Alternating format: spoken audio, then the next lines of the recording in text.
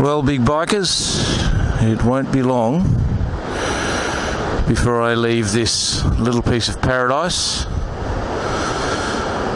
and head up into the Flinders Ranges. But I tell you what, it's just been an amazing couple of months down here by the beach at Scale Bay. Anyway, it is a ride day today, so sun warms up a little bit. This is Jones and I going to go catch up with Trev on the KTM 790, and we're going to go and finish that ride to Pildappa Rocks finally.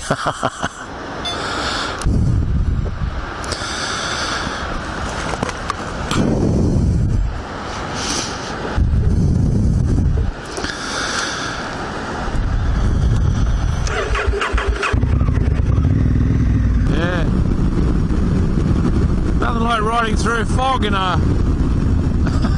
high kangaroo zone. Can't see a thing.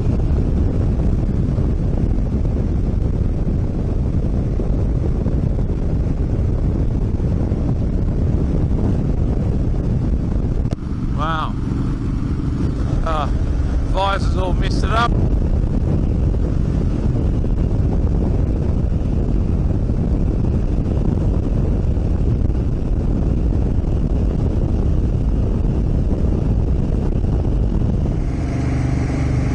Alright, leaving Streaky Bay again. Roads are a little bit greasy and a little bit of rain this morning. It should just enough to keep the dust down, hopefully not make everything too slippery.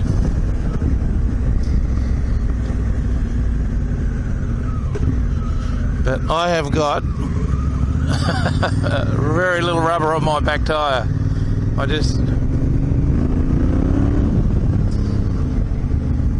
Anyway, it's all good.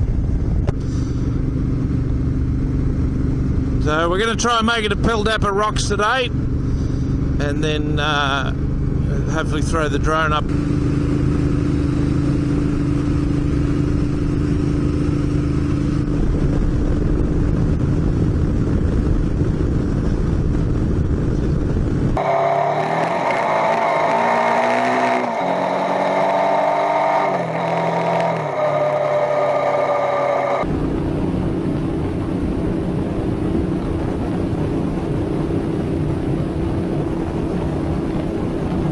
So I've noticed my camera doing something over the last couple of rides I've been on, this camera here, where it's been changing mode. So it's been going from video mode to photo mode by itself. Now the process of doing that manually when you do it is actually, it's a little bit, it's not difficult, but it can be pretty hard to do it by accident, because there's a sequence of buttons you've got to push. But if for some reason it's just been switching to photo mode by itself, so when I've been pressing the start button to start recording, what it's been doing is taking a photo. So when I think I've been recording and talking to you guys and this amazing dialogue and the creative words that I've been using, and you've missed it all. So I had a little race earlier with Trevor. The power weight of the KTM 790 is pretty good by comparison to the Africa Twin. Plus he's got the quick shifter, so it was pretty tight. But those things are about 20 kilos lighter. Same horsepower, plus the size difference between Trev and I. So Mrs. Jones didn't disgrace herself, but there is no doubting the 790s are an angry motorbike. They're quite quick, so that's okay.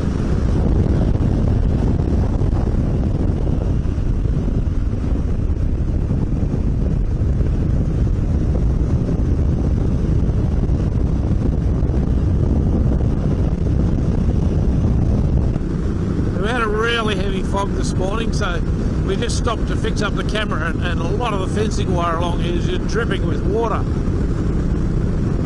So, and that kind of is indicative of why when we go out to these big granite rocks that we're going out to, they used to dig trenches around them because the fog level would just enable them to capture so much of that water as it landed on the rock and then run off into the storage, into the drain, and then off into the storage containment they dug. So, but just, you know, back in the late 1800s, early 1900s, the fact that they did it all by hand was just amazing.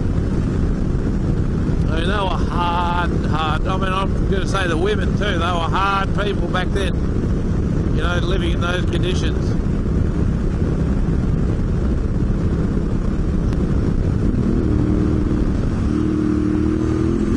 Ah, traction control got me.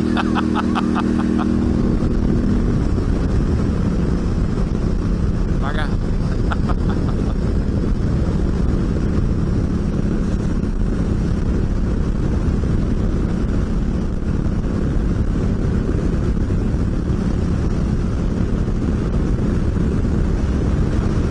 Back camera on, and have a look at this dust level.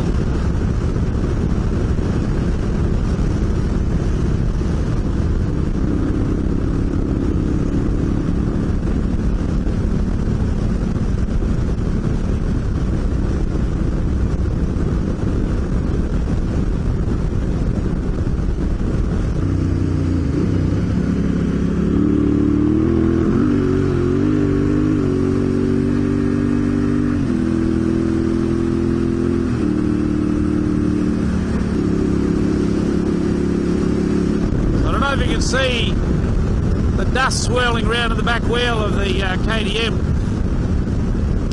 Apparently when you put bags on them and you know, your luggage, when you put your soft luggage or hard luggage on them, apparently that dust tends to overwhelm the airbox intake, and that's an issue a lot of the guys were having with them early on. So okay when there's no luggage on, no bags, but obviously when you change the dynamics in there, it impacts on the amount of air going into the airbox, or the amount of dust going into the airbox.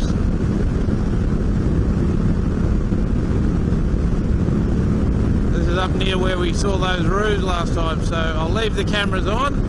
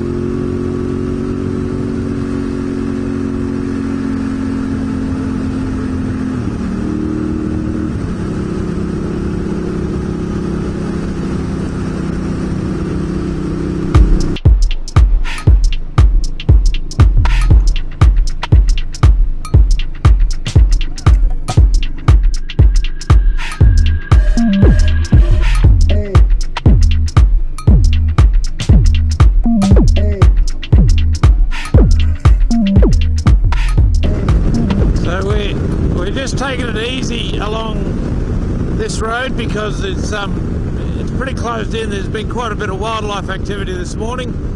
Haven't captured all of it. I got this one running along a fence line before, and he's done this amazing leap over the fence. I mean, he didn't nail the landing, but the takeoff was pretty good. But I was half expecting him to do like what other roos I've seen doing. They should try and go straight through the fence while they're doing 80 kilometres an hour. This one at least had the confidence to go over it. So, like I said, didn't completely nail the landing, so I hope I got the footage. They're just amazing creatures. They're just incredible. But, we're just taking it easy along here, as I said, because it's fairly closed in, and it'd take nothing for one of these things to leap out and have a go at it. So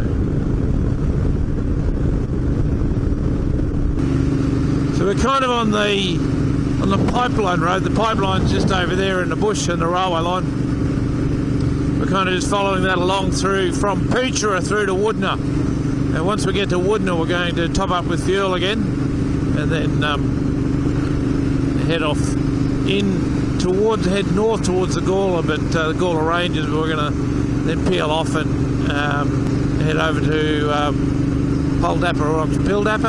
I don't remember. I'll let you know when I get there. It looks like it there. Looks like the rock. Looks like somebody's camped here. Pildappa Rock.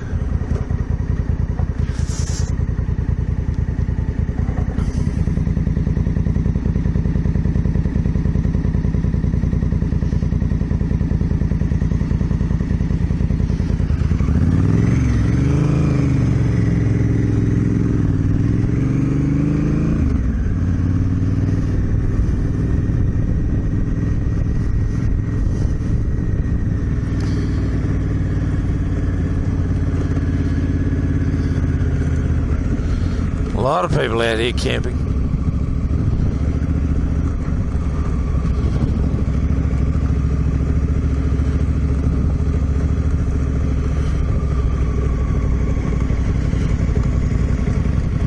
Look at this.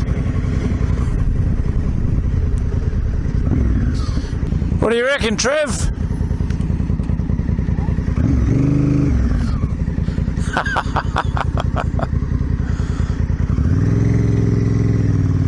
Check this out.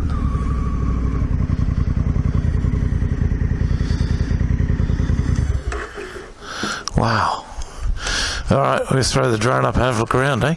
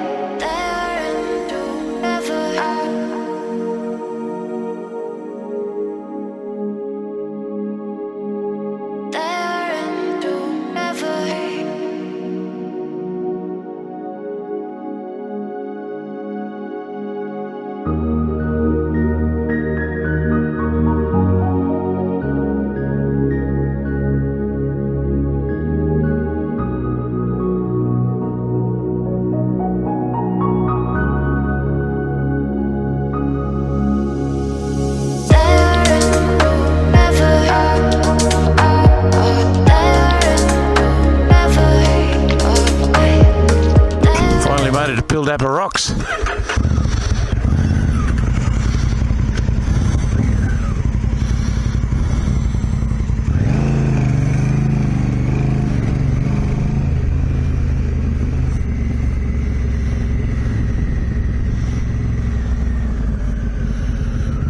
Well, let's do a loop around it, eh?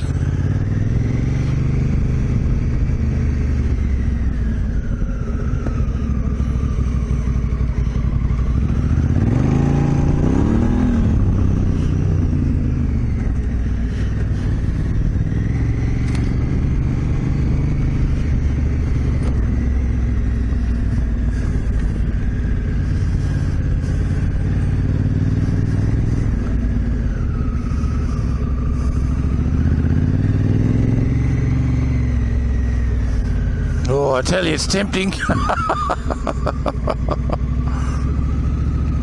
It's very tempting.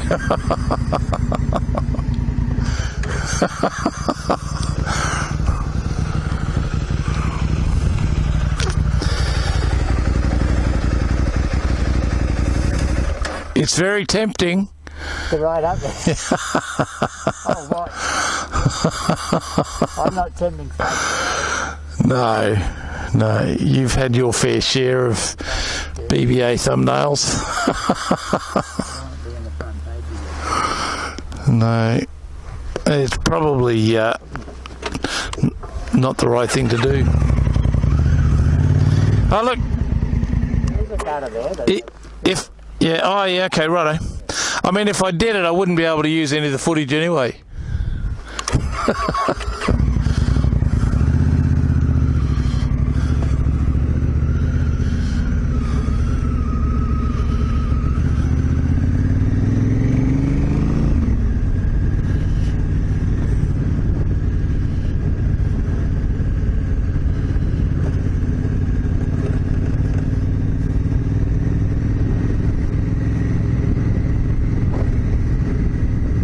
Cool little camping spots around here. There's drop toilets here as well, no showers, but you know, if you were camping for a night or two out here on the way through, you could stop in, no problems.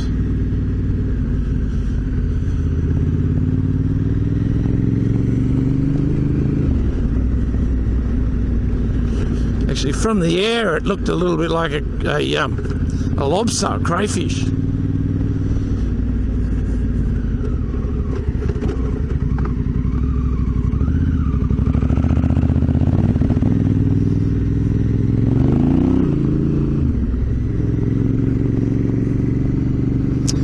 Very interesting bit of rock.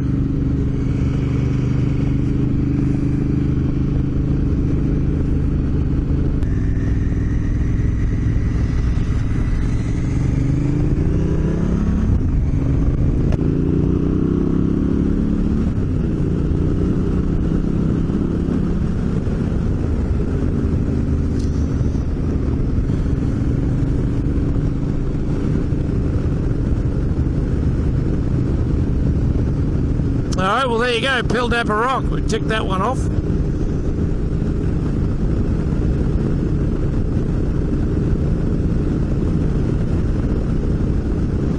Head back to Woodnut, grab some lunch to 1:15.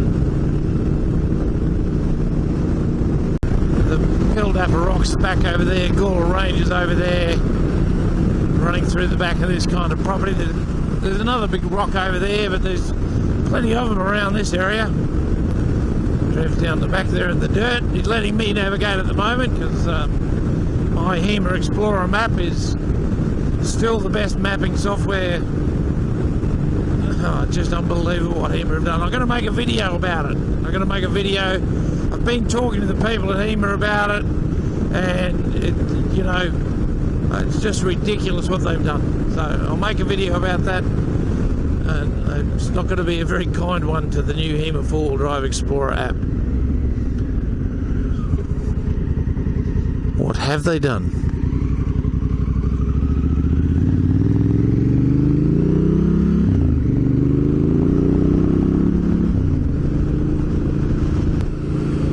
Soft sand.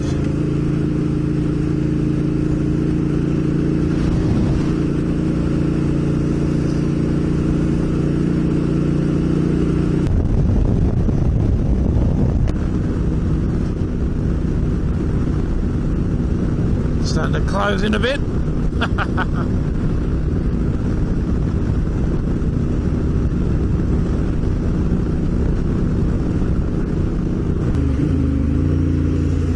Hello, sandy sand.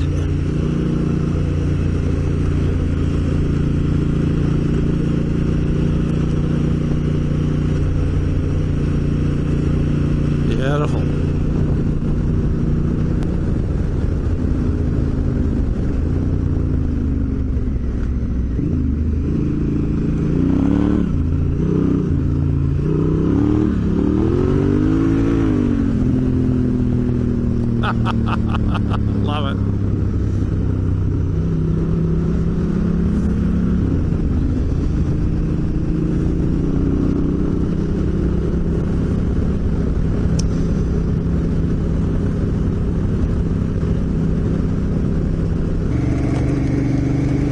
So the front tyre on this thing's just about, like, it is gone. It's not, seriously, all the knobby's just about torn off it. And this will probably be its last ride. I've ordered some new tyres, and shock, horror, stun, surprise, I've changed the brand. So the tyres I've selected are both Motors, but I've been reading some reports about the Motors Desert Rally, which is basically a copy of the Pirelli one, but it's supposed to last a little bit longer. So I've got a Motors tractionator for the rear, of course, as always, and I'm putting a Motors, one of the new, well, not new, it's probably a couple of years old, but it was the one they bought out, that Motors bought out to compete with the Pirelli Desert Rally. So it's going to be interesting to see what it's like by comparison. I'm very, very happy. I'm not overly happy with it at the moment because there's not much left on it, but I'm going to tell you what, it's still doing a very good job in spite of it.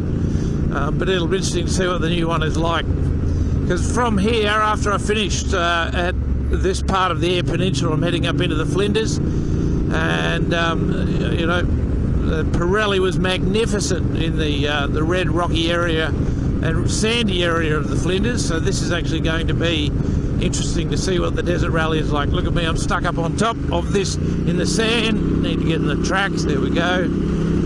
I didn't want to be doing this. So this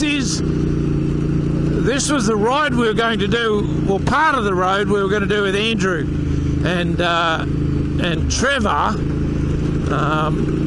but Andrew, you know, that area where we turned around, Andrew decided he was going to go, and he turned around. That's on this road here. It's the other end of this, so we're kind of going the other way from here now, so that wasn't so bad. Alright, so that's what's happening. New tyres are coming. As I said in the last video, I'm getting them delivered to Trevor's place, so thanks for that, Trevor. And then I'll take them down to the shop, and I can do the front by myself, but I'll need I can do the rear by myself too, but just easier to pay someone else with a machine to do that one. But I've been really, really happy. So it's going to be interesting to see what the new Motors Desert Rally is going to be like. So I'll get the full name of that and I'll put it in there. But yeah, so I've finally gone away from the Pirellis. Not that there's anything wrong with the Pirellis, except for the fact, in fact, they were $40 a tyre dearer. Everywhere I looked, they were $40 a tyre dearer than Motors tyre. So,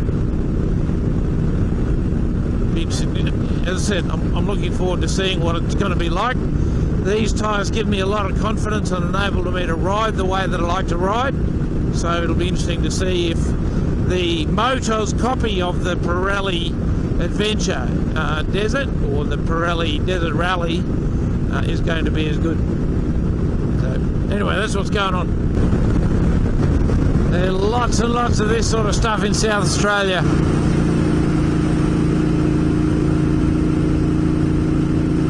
Not a bad thing, just the way it is. Plenty of options to cover ground without having to ride on the bitumen. Look at this road, wow. I got Trev down there on the back off the quarter, staying out of the dust. Scooting along at 100 kilometres an hour. No dramas for the big bikes. Might ever get another gear. Here you go.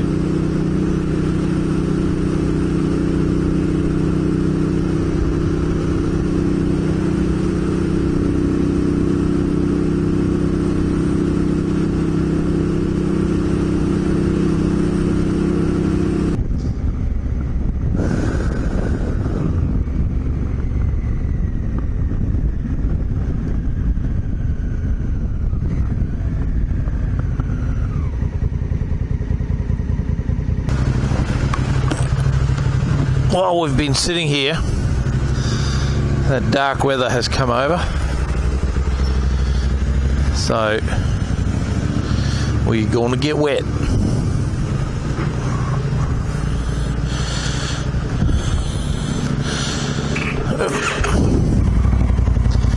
We didn't get fuel because we decided that we were just going to go straight back to to our respective locations. Hopefully the rain doesn't last too long. It looks like it's just going to be, like, it's pretty clear over there. So it's really only wet straight ahead, but we're turning off up here, kind of heading back over there where it's clearing up, but we're going to get a little bit wet. It's alright, I'm waterproof, but I might take this camera off if it gets too wet.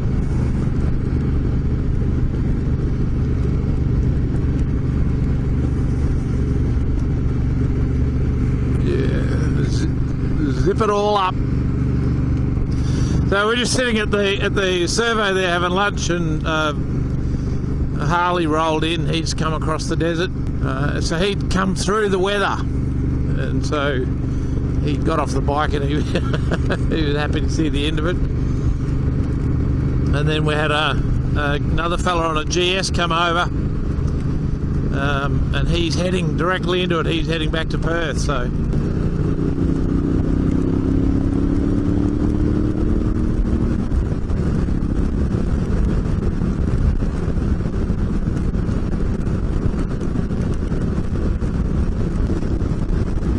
Turning off, we're going to head that way, so it should be okay.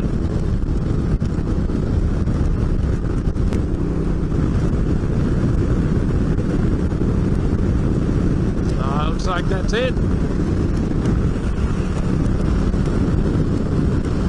Let's move further to the north now.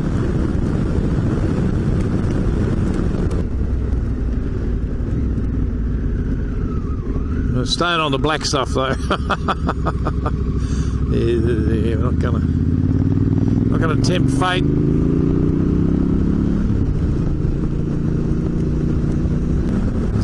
Alright, big bikers, it's going to be the end of the ride today. Hope you enjoyed a little look around Pildappa Rocks over the next couple of weeks. I was just talking about our next ride actually, so we're going to do an overnighter. And we're going to go and explore some roads a little bit further north of here, so stay tuned for that one. But there's some other interesting news coming as well, so I'll be talking to you about that on the next video. Alright, big bikers, thanks for tuning in. Over and out. That is, of course, unless something happens, which it often does. But thanks for tuning in. I have an obligation to the last of this tyre. Oh, right. Oh.